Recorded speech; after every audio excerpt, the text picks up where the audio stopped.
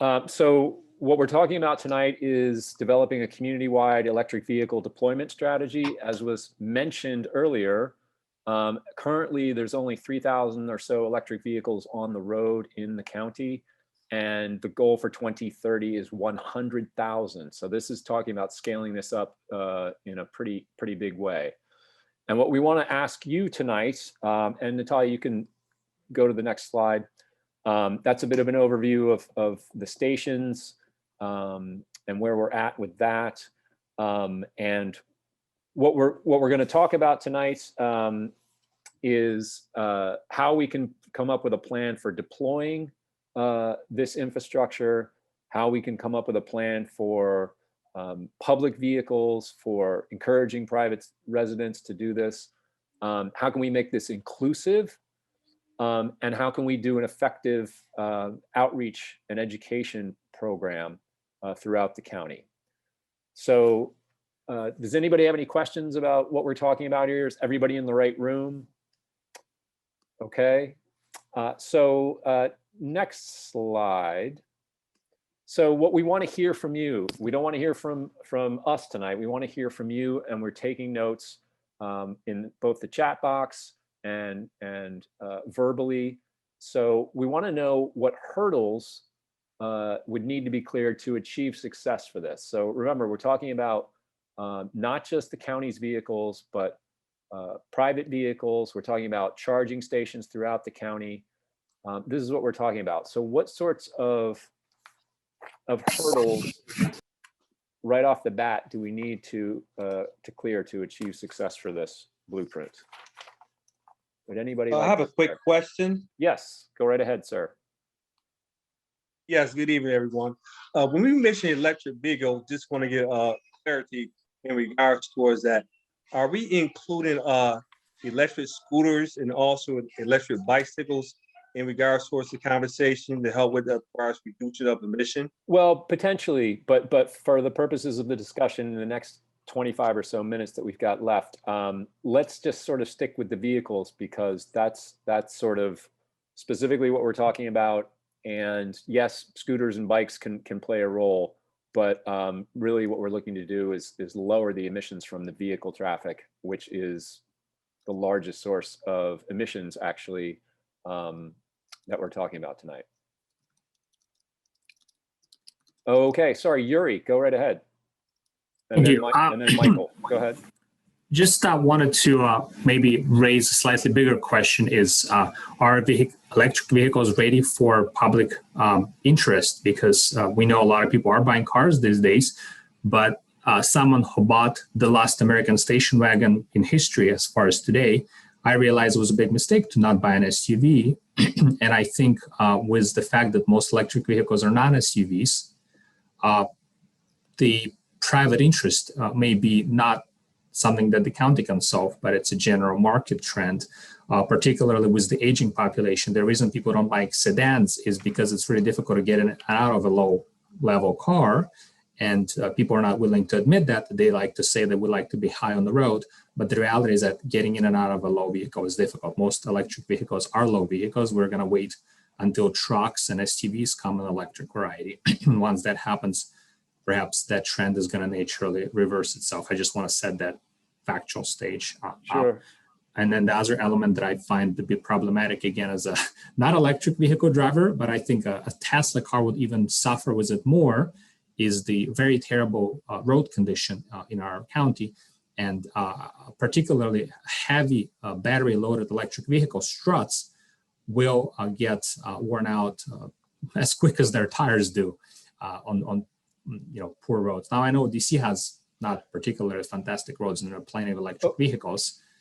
Yuri, I think we got your points. We do actually have to move along, but thank you very much for those points about keeping in mind that we need to talk about a national market for electric vehicles, and we also need to be mindful about the road conditions in the county being improved. Michael Hartman, go right ahead. Oh, Michael, did we lose you? Sorry. Oh. Yeah, no, I was unmuted. Sorry. Go ahead. One of this plan will include looking at large opportunities like requiring that all metro buses in resources of the county be electric, school buses, metro access vehicles, county vehicles, municipal vehicles, and could there be funding for municipalities and other incentives for those larger fleets of vehicles? Thank you. Great point, Michael. Just briefly, currently there is a pot of money at the Maryland Energy Administration, the Smart Energy Communities grants that do fund electric vehicles at the municipal and county level. It's a drop in the bucket right now, but if that could be scaled up, that would definitely benefit those local governments you just mentioned. Yeah. Sorry, hold on, sorry. If you want to speak, please raise your hand and you'll go to the top of the queue here. And right now we're gonna hear from Becky because she's the next in line. So Becky, you need to unmute yourself. Hi. So a hurdle, I think, is affordability. I recently started looking into maybe getting a hybrid or electric because I have a car that's going to probably die in the next 2 years, and I'm trying to be more environmentally conscious. I'm just Joe Schmo citizen. And they're still very expensive. I did some research, saw that there are some community credit unions in other states that offer like where you can get an electric vehicle for like 10 grand. But it looks like, you know, even with high mileage, they're like in the upper 20s. So this gets to kind of the inclusive part of the strategy. But I just think that's a hurdle, is how does it, you know, how do we make it affordable? Even with the tax credit, and it's only like some vehicles get that. I just started doing research, but these are just some things that have come up in that research. Right, so thank you, Becky. Affordability and rebates and incentives will be an important part of encouraging residents to purchase electric vehicles. Absolutely. Thank you. Next, we'll call on John Lippert. Good evening, John. Evening, Mike. Well, we heard Becky say affordability. We heard Michael say funding. We also need education, and we need a focus on the lower income segments of our community. And the way we can handle all of those at one time is to have the county encourage the state of Maryland to launch the TCI, the Transportation and Climate Initiative, along with the District of Columbia and 3 other states that are starting it next year. It provides funding. It provides a separate body that will look at low income communities that will need the, you know, more education and more funding in that. It will target those communities specifically. There'll be a certain amount of money set aside. So we need to get Maryland to launch the TCI. Thank you. All right. Can you remind me what TCI stands for? I'm so sorry. You talked Transportation Climate Transportation Initiative. Climate Initiative. Okay, thank you. Okay, so thank you very much, John. Important point. Cheryl, you're up next. Thanks. You know, I think that in terms of the EV strategy I think that's really important for us to focus on the bus and Metro bus, as was already mentioned, because, you know, this is where we can both, you know, bring our fleets up to the best standard and at the same time delivering better transit service, which is the most sort of equitable thing we can be doing. And sort of beyond that, I still think that we're kind of putting too much emphasis on EVs and not enough on sort of just the how do we create and build communities where you don't need to drive as much or even necessarily own a vehicle, because you have great transit, you have a really walkable, bikeable environment where you can get your needs met mostly by, you know, other than single occupancy vehicles. Absolutely, Cheryl, and that's the other side of the equation. And there is a component to this plan that relates to smart growth and walkable low car development. Okay, I don't see any other hands up, new hands up, and I don't see any comments or I see some comments in the chat room. Not many fast public chargers nearby. There are only about 6 or 7 affordable EVs on the market today out of about 20 models. So choice and affordability are some comments in the chat box. So, okay, this is great. Any other thoughts about specifically what hurdles might need to be cleared in terms of achieving this goal? John, go right ahead. We are currently here in Greenbelt. We've got a planning group to try to figure out how to increase EV infrastructure within the city of Greenbelt. And there are plenty of hurdles. Yeah. Especially in townhomes like Greenbelt Homes Inc., which don't have access to putting in charging stations for most of the townhomes. And so many other hurdles for getting charging stations easy for just about everyone in the community. So we're trying to figure out innovative, outside the box ways of accomplishing that. That's awesome, John. Obviously, Greenbelt is at the leading edge of many of these questions, and I know the city of Frederick as well has a electric vehicle infrastructure plan. So once you guys finish your plan, John, we'll certainly be sharing it with all the municipalities.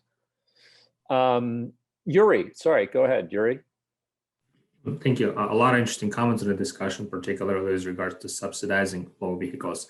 But what I want to ask is there a way to require all new parking lots to have electric panels on top of the parking lot for renewable electric charging? There is such pilot program here next to my house at the FedEx Arena. And just getting an electric vehicle that's going to be charged out of a PAPCO's standard, fairly CO2 heavy mix doesn't really solve the problem.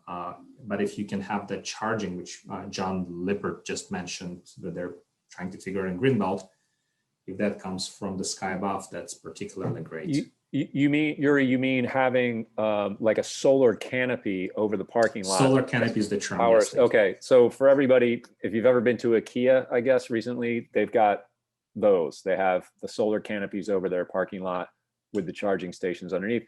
Certainly, that's worth exploring in terms of the county updating its zoning ordinances and what it requires in new development or retrofitting existing development.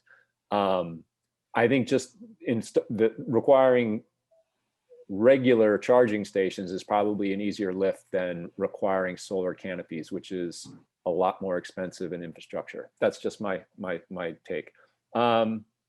Mike, can I interrupt for a second? Sure, go ahead, John. The Maryland Energy Administration has 2 programs for providing some funding for solar canopies for EV charging. Right. One for municipalities and one for commercial facilities. Right. So, and you know, the municipalities and the counties are definitely tapping into that fund, but this is something that would need to be scaled up and would need to come from within the county as well. Jeff asked, explain more about the activity centers to be used. I'm not sure what that question refers to. Jeff, if you can come on and explain that, I'm happy to entertain that question. I'm not sure what that is. Comment from Mike Burke, the county should require car share companies to be electric. That's certainly, I would think, within their purview. I defer to others, but I think DC is certainly moving in that sort of direction, requiring more electric vehicles in terms of car share. Oh, Mike, go ahead. Sorry, Mike. Did you want to elaborate on that, Mike? Actually, I had a separate comment. Go ahead.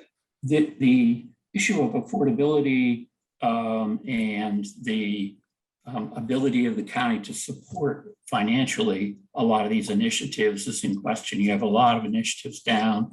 We're going to do this, we're going to do that. Where's the money coming from? You know, the county doesn't have the resources to do all the things that it needs to do. And so the real question is, how does the county come up with more money to meet these demands, electrifying the the bus and supporting all those things about alternative transportation, or even other options. It seems like we should make polluters pay. And so there should be some sense about, that maybe when you register your car, if it's a gas-powered car, you pay a higher rate for your registration than if it's an electric car, and that money goes into the fund. It mirrors what's been talked about with the TCI, and there are other ways in which we should make sure that the polluters are paying and that funding is particularly being used to support residents in our lower income zip codes. Okay, thank you very much, Mike. And I think that last comment, where is the money going to come from to do all of these things, is a good way to close out this, this discussion question. So I think we're going to move on in the interest of time to the next question that we want to pose to you, is drilling down more specifically, what sorts of tools, resources, assistance, or incentives do you think you and your neighbors would need to get involved? So we want to kind of narrow this down more to how can we get people to buy into the electric vehicle charging station? How can we do it at the municipal level? How can we do it at the homeowners association level? How can we do it at the household level? How can we do it neighbor to neighbor within families? So if people still have, some people still have their hands up. If you don't have a question, can you take your hand down and just so I know whether Becky or Yuri or Cheryl actually have a question. Okay, anybody? Specifics? So part of the blueprint for this specific goal is stakeholder engagement, right? So, sorry. We're going to try to make sure that there's a robust community education and outreach plan. And that's something that certainly you folks could probably be critical in getting the word out if you had the right tools. Anybody want to talk about how they might be able to do this in their community from a green team level, John, or from an individual level, Yuri, or Cheryl, if I think Cheryl's gone, but Cheryl from an organizational standpoint? Yeah, can I just come in and comment? We do have one electric vehicle on the street, BMW i3, which is an interesting choice from my perspective, but the neighbor is leasing the car. They've replaced the car every 3 years. And I asked why, and they said, because the maintenance is a bit of a coin toss on that vehicle. And speaking of technical involvement, if you think about, so bear with me for 2 minutes, okay?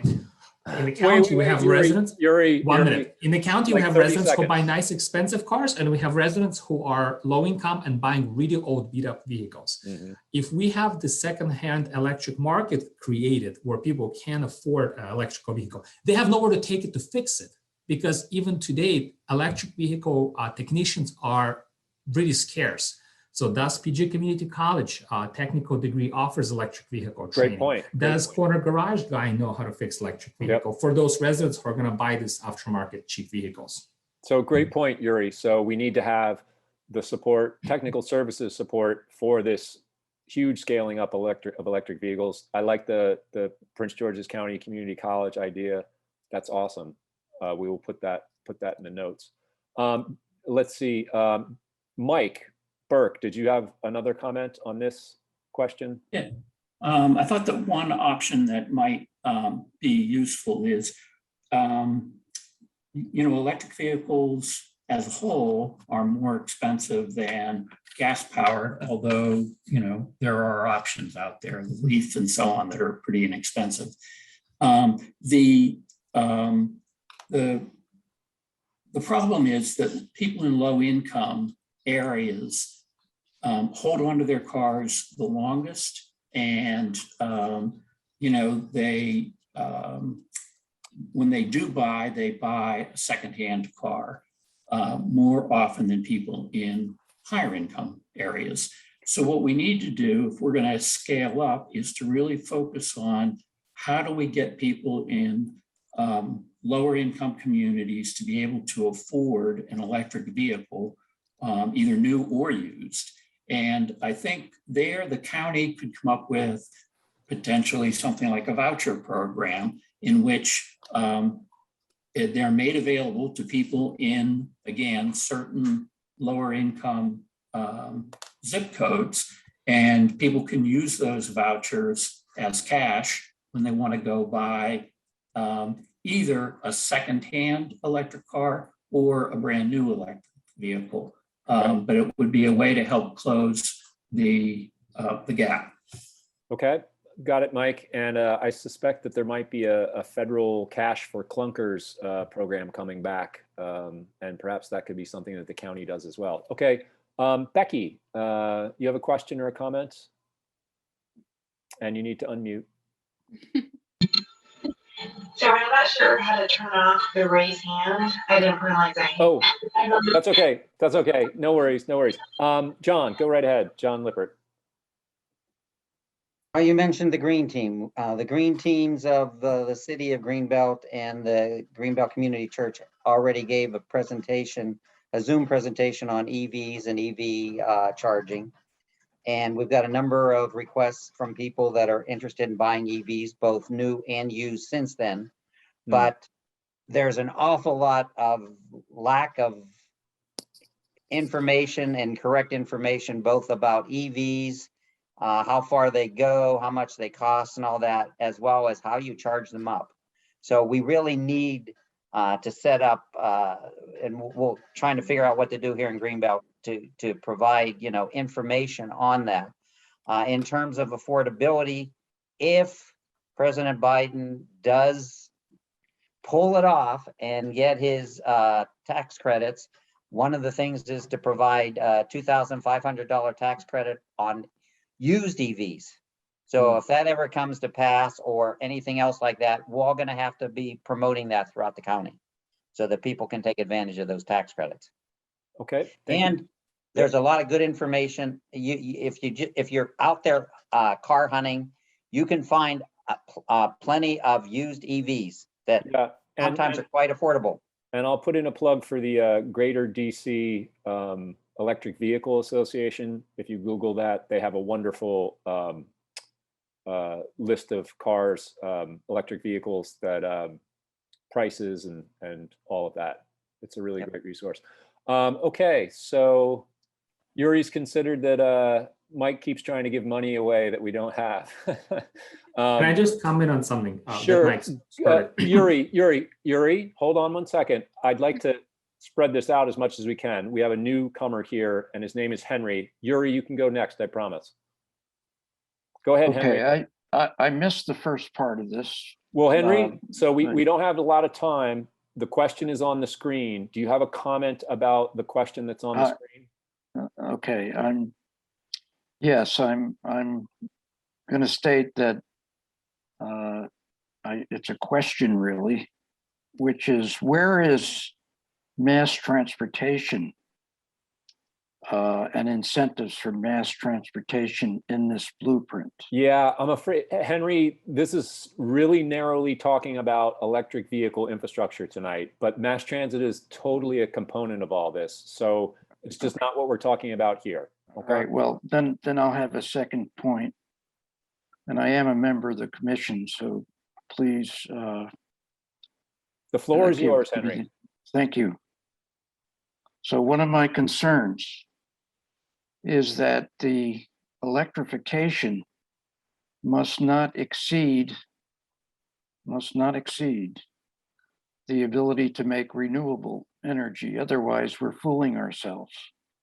So there has to be some consideration of the pairing of the amount of renewable available and the electrification issue. Okay. So with that, that's my point. I thank you. Excellent. Thank you very much, Henry. And thank you for your service on the commission. So we have a couple more comments about electric bikes and scooters, a quick way to start the process to reduce emissions. Absolutely. If you trade in your car for one of those, you're golden. You're doing us all a good service. And Madison posted a link to some electric vehicle information, which you are all welcome to check out. And we have, sorry, we have another new person, I think, question. Alberto, please go right ahead. So one of the issues that I've seen is, there just really isn't a lot of options for, somebody that has a family to get into the electric vehicle. I love the Nissan Leaf, but to be honest, I have a family of 5, right? So Yeah. I'm driving, my wife's in the passenger seat, and you can't get a baby seat in the back, with 2 children, Fair right? enough. So, Yeah, Alberto, big- that's a great point, and it has sort of come up a little bit earlier in the discussion, I think, in terms of the market, right? This is larger than Prince George's County in terms of what kind of vehicles are being made and sold out there. And absolutely, I would imagine as the market starts demanding these things, you will see more and more of vehicles that are more suitable to a family like yours. We have less than 10 minutes left. I want to make sure that we get to the last question. So I'm going to close out that question, and we're going to end with having you think about what needs to happen in the next 3 to 5 years to show progress on what we're talking about in terms of deploying 100,000 new electric vehicles or electric vehicles on the streets in Prince George's County. What are some key things that need to happen? Yuri, go right ahead. Thank you. Yeah, just building on the whole point of affordability that Mike keeps talking about, which I agree with him. They need to be more affordable, but we don't have money to subsidize them. What we can do, however, having recently shopped for a vehicle, the first question the dealership asks you, what's your monthly payment? And it doesn't matter what you're looking for, they will make sure that they will use your entire monthly payment because they will adjust the interest rate accordingly. Which brings me to my point, low income residents usually come with fairly poor credit score, which means fairly expensive credit. If the county could have a program that doesn't necessarily give away free money, but does put a cap on interest rate that can be charged on electric vehicles purchased in a county, that would actually put the vehicles a lot more within reach of a lot of population that doesn't have fantastic credit score to buy heavy capital intensive product. Okay, thank you very much. Question from Marley, are there incentives for adding an electric charging plug to your home? Yes, there are, I believe, incentives. John, do you know what the incentives are, having done that research in Greenbelt offhand? Well, there's an incentive that Pepco provides, except you have to have it hooked to your Wi-Fi so that Pepco can gather the data on it. Right, that's And they will provide so much money towards it. That's the bargain of that. Okay. It looks like, Mike, you have another comment or question. Go right ahead. Oh, sorry, Mike, you have to unmute, I think, probably. Yeah, sorry. Go ahead. So with the persistence of greenhouse gases, everything we do has to happen sooner than later. So you can't really front end a program that says we're going to deploy 100,000 and say we're going to do 60,000 in the next 3 years. But there have been a lot of good comments here about saying, let's look at the transportation sector broadly.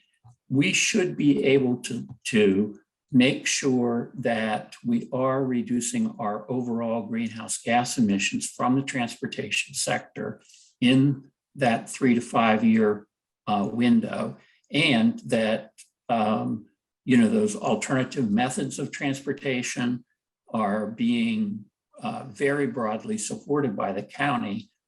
The market will largely take care of itself as far as EVs, especially if the Biden plan is adopted.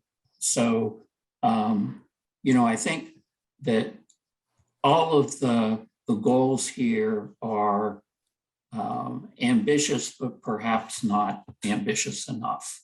And the speed needs to be greater. Fair enough. And bearing in mind that this is one of the things that there's a certain amount of this that the county does not have control over, but there are lots of things that they can do. Yuri pointed out that an EV outlet is typically about about $1,000 in a typical garage, which can be part of the EV purchase price and spread over monthly payments.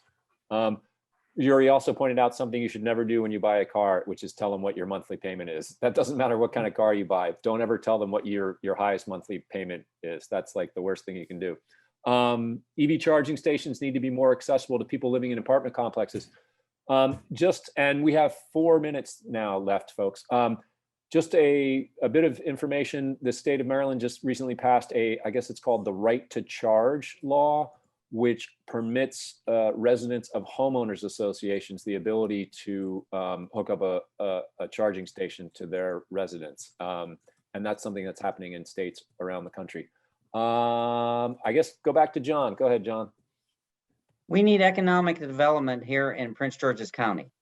And one thing is to encourage all these different facilities, hotels, restaurants, to put in EV charging stations so that they'll lure people to their businesses here in Prince George's County. And something that some people don't understand is that there's such a thing called a level 1 charger. Now, some of my EV charging colleagues don't like mentioning that, but it's a 120 volt outlet, a typical 120 volt outlet. It will provide about 4 miles of charge per hour that's plugged in. And just about any building has that, maybe not always on the outside, but they could easily install an outlet on the outside, such as at a hotel or at a restaurant, to let somebody plug in when they're staying there. Okay, thank you, John. We have someone new, Tony. Tony, if you want to, you've got 30 seconds, Tony, because we're almost out of time. Okay, great. I'll make it very, very quick. I said in the chat, but I'll say it with just in terms of talking that in terms of the EV charging stations, they both go together. If you're going to get the vehicles, you have to have the infrastructure in place in the county. And again, in full disclosure, I do represent Pepco, so I would have to say that our company is in the process of deploying public charging stations throughout Prince George's as well as Montgomery County. So at least we feel we are helping to contribute to this conversation by a program that was approved by the Maryland Public Service Commission. So we're actively doing that, and you will start to see our public charging stations throughout the county. We've already put in some in cities of Mount Rainier, Greenbelt, and we have several more that are coming online, including in some of the entities and the properties that have been mentioned. Okay, thank you very much, Tony. We are out of time. You will probably have the last word there. Sorry, we have about a minute left. Yeah, Tony, it's not going to happen without Pepco and the other utilities. Certainly, they're a key part of this equation. Becky, I think we may be letting you have the last word if you would like. So go right ahead. Okay, thanks. Maybe just a bullet about education and outreach in the next 3 to 5 years. Just creating a effective plan. I'm not sure what that would be, but I just think that we need to educate and let people know what the structure is and the incentives and the implications of different choices and of not taking action. I don't know if that's, that would, I think, need to be a layered approach as far as what's effective. Okay, thank you, Becky. And I think we'll kind of conclude with that in terms of the importance of education and outreach. That's going to be a vital component. We're hoping that will happen at all levels, from neighbor to neighbor, within homeowners associations, from municipal green teams, as well as from the county and the educational institutions within the county.